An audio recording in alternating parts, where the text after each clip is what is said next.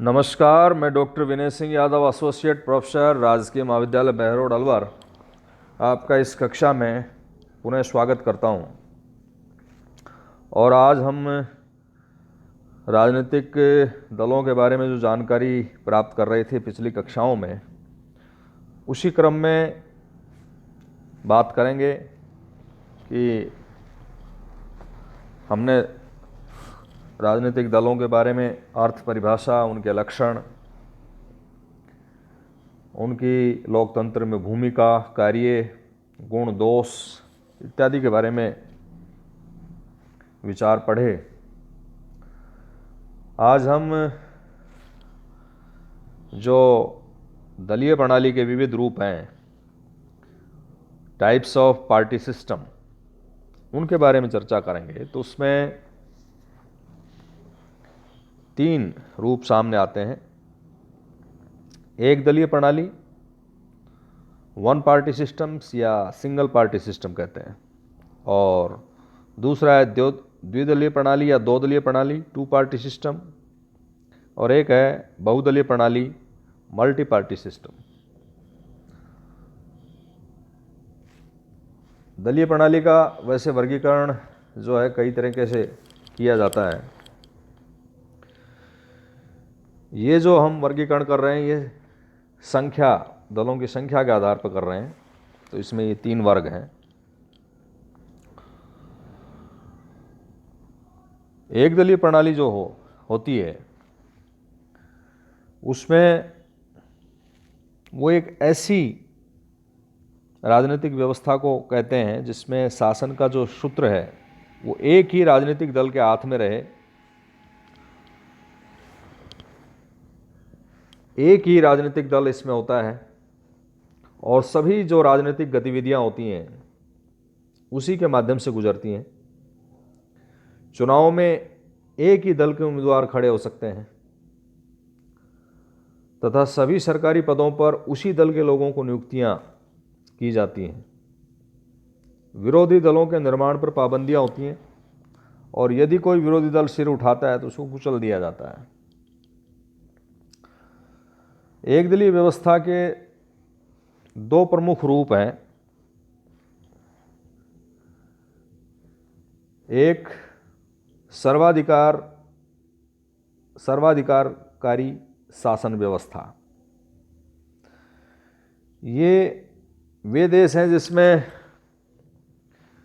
सरकारी विचारधारा यानी ऑफिशियल आइडियोलॉजी वाली सिर्फ एक ही पार्टी होती है, और इस श्रेणी में हम कम्युनिस्ट और फासिस्ट देशों को रखते हैं। कम्युनिस्ट सरकारों की ये मान्यता थी कि उन्होंने वर्ग भेद खत्म कर दिया है और हर दल किसी खास वर्ग के हितों पर का प्रतिनिधित्व करता है। क्योंकि साम्यवादी देश में सिर्फ एक ही वर्ग रह गया है, तो वहाँ एक ही दल के अलावा और किसी दल की ज़रूरत नहीं है। हिटलर का जर्मनी, मुसोलिनी का इटली, जनरल फ्रैंको का स्पेन फासिस्ट व्यवस्था के उदाहरण है। वहाँ एक दलीय प्रणाली की व्यवस्था प्रचलित रहती है। दूसरी है स्वेच्छाचारी शासन व्यवस्थाएं, ऑटोक्रेटिक सिस्टम।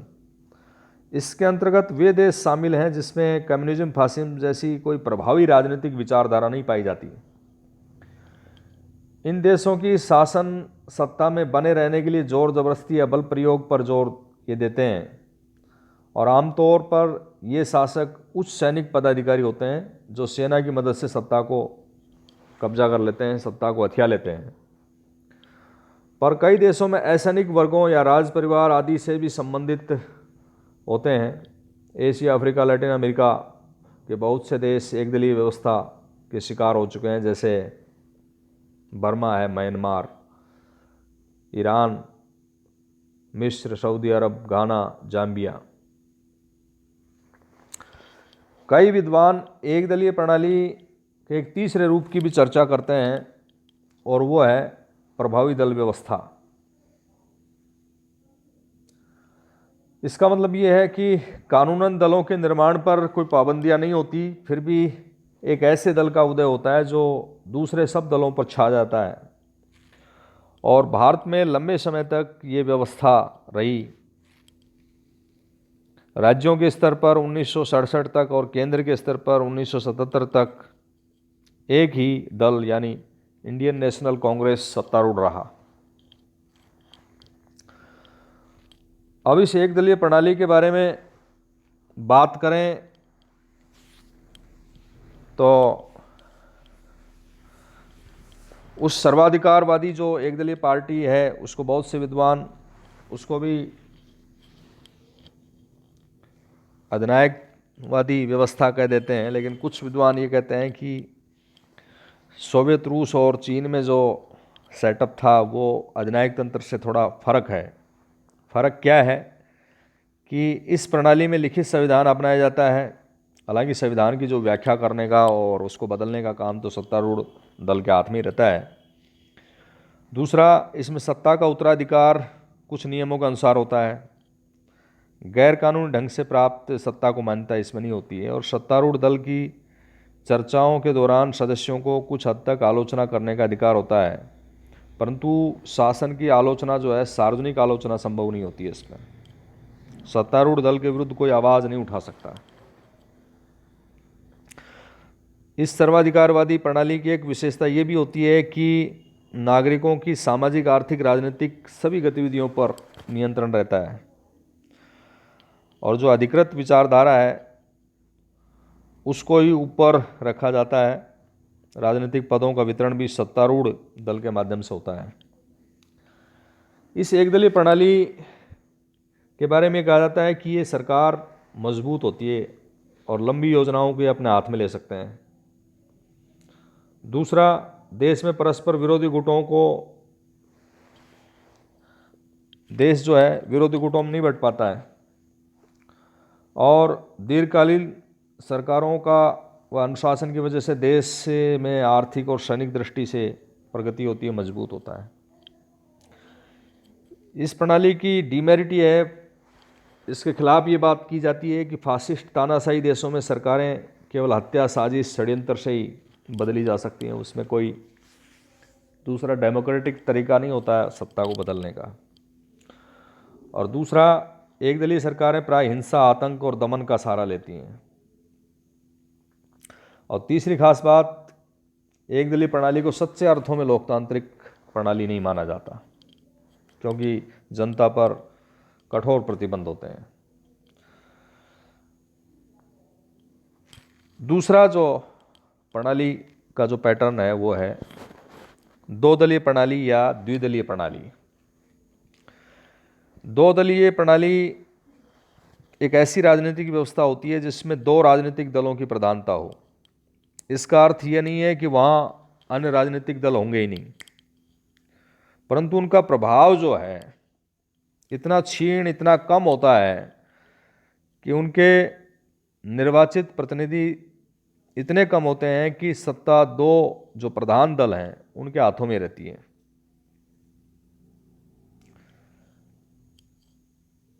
तो कहने का तात्पर्य यह है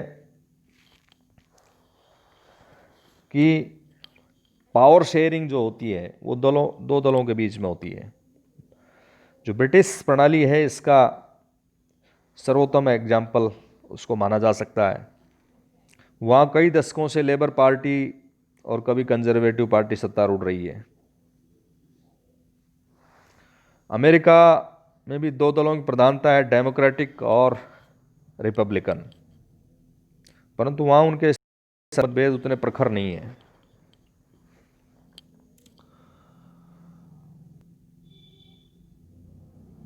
इसके अलावा ऑस्ट्रेलिया, जर्मनी, आयरलैंड में भी दो दलीय प्रणाली देखने को मिलती है। जहाँ तक दो दलीय प्रणाली के गुणों की बात की जाए तो उसके पक्ष में ये तर्क दिया जाता है कि दो दलीय प्रणाली से स्थायी सरकारें बनती हैं, क्योंकि जब दो डोमिनेंट दल होते हैं तो उनमें से एक दल को बहुमत मिल जाता है, दूसरा जो है सशक्त विपक्ष की भूमिका निभाता है। दूसरी महत्वपूर्ण बात, विरोधी दल की इसमें सशक्त भूमिका होती है और विशेषकर इंग्लैंड का एग्जाम्पल कोट करना चाहेंगे कि इंग्लैंड में तो विरोधी जो दल होता है वो छाया मंत्रिमंडल बनाता है, शैडो कैबिनेट, जिसमें दल के सभी प्रमुख सदस्यों को अलग अलग विभाग दे दिए जाते हैं और उनका एक कर्तव्य होता है कि वो अपने विभाग से संबंधित जो सूचनाएं हैं, सामग्री है, आंकड़े हैं, उन पर नज़र रखेंगे और वे अपने अपने विभाग के विशेषज्ञ भी समझे जाते हैं। संसद में जब कभी उस विभाग के विषय पर कोई चर्चा या वाद विवाद होता है तो शासक दल की अच्छी खिंचाई ये लोग करते हैं।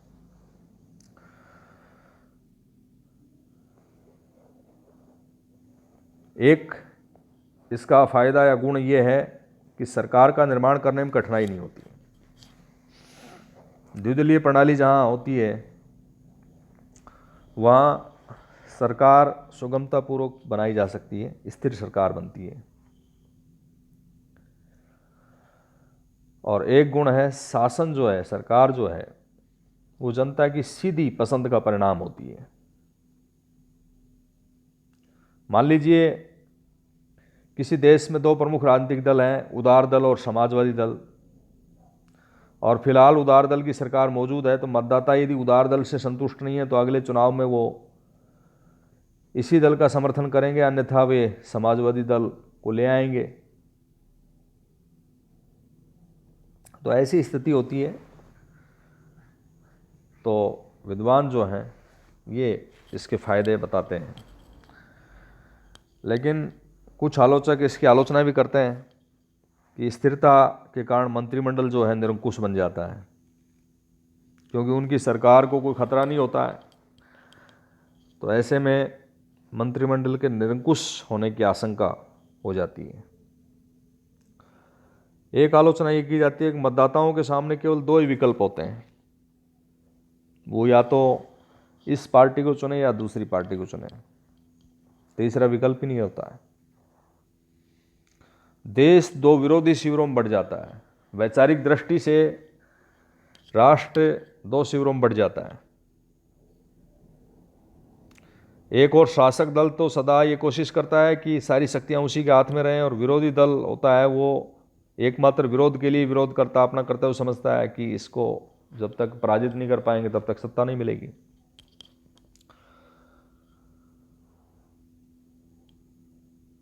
तो ये इसके दोष हैं।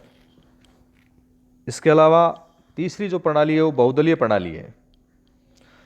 जिस देश में दो से अधिक राजनीतिक दल ऐसी स्थिति में हो कि चुनाव में उनमें से किसी को भी स्पष्ट बहुमत ना मिल पाए, तो वहाँ बहुदलीय प्रणाली पाई जाती है।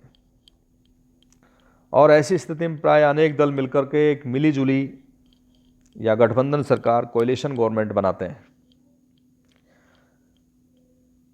उदाहरण के लिए स्वीडन और नॉर्वे में एक और बहुत सारे सोशल डेमोक्रेटिक दल हैं, दूसरी ओर दक्षिणपंथी दल हैं।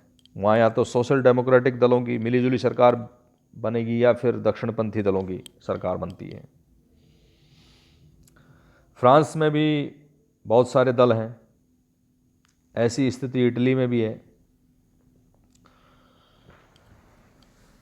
बहुदलीय प्रणाली के गुण ये बताए जाते हैं कि यहाँ सरकार जो है निरंकुश नहीं होती है, क्योंकि मिलीजुली सरकार बनती है, तो स्वेच्छाचारी बनने का साहस नहीं कर सकती वो सरकार। दूसरा है कि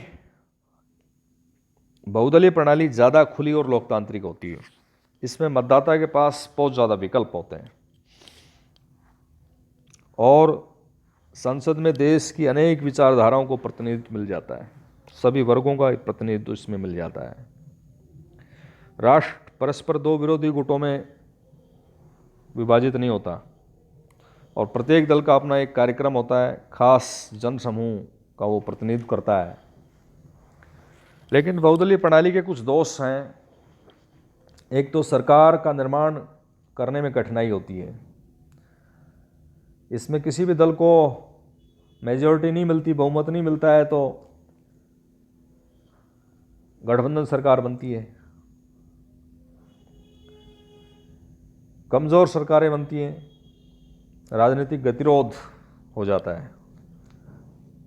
जब मंत्रिमंडल में कई दलों के व्यक्ति होते हैं तो अलग अलग नीति कार्यक्रम में विश्वास करते हैं, शासन में गतिरोध होता है और सरकार निडरतापूर्वक कोई स्ट्रांग डिसीजन नहीं ले पाती, कोई कार्यक्रम लागू करने से वो घबराती है।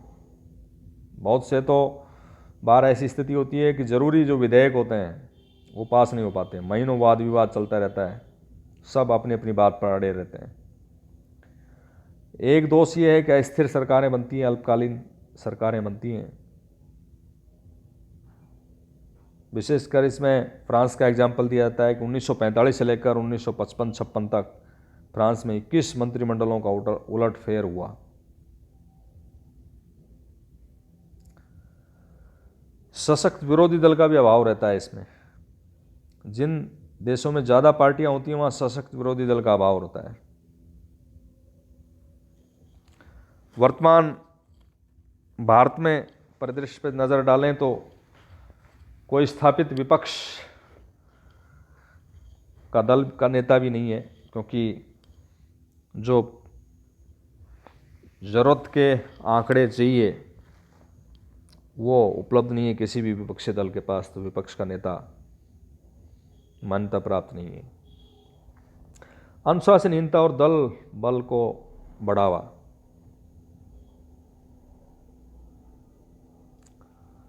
बहुदलीय व्यवस्था में दल बल का रोग पाया जाता है।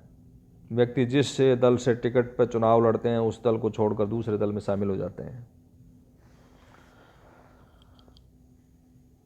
तो उपयुक्त विचारों से स्पष्ट है कि बहुदलीय पद्धति में सरकारों के निर्माण के लिए सौदेबाजी होती है। और मज़ेदार बात यह है कि फिर भी ये सरकारें कुछ महीनों ही चलती हैं। कोई भी सरकार ऐसी किसी योजना को अपने हाथ में नहीं ले सकती जो पूरा करने में अधिक समय लगता हो। तो ये पार्टी सिस्टम के बारे में हमने बात की, संख्या के आधार पर जो वर्गीकरण है उसके बारे में चर्चा की। इसके अलावा दूसरे तरीके से जो दलीय प्रणाली के विभिन्न सिद्धांत हैं अलग अलग विद्वानों के, अगली कक्षा में उन पर चर्चा करेंगे और चर्चा करेंगे कि भारत में राष्ट्रीय दल, राज्य स्तरीय दल का स्टेटस कैसे मिलता है। धन्यवाद।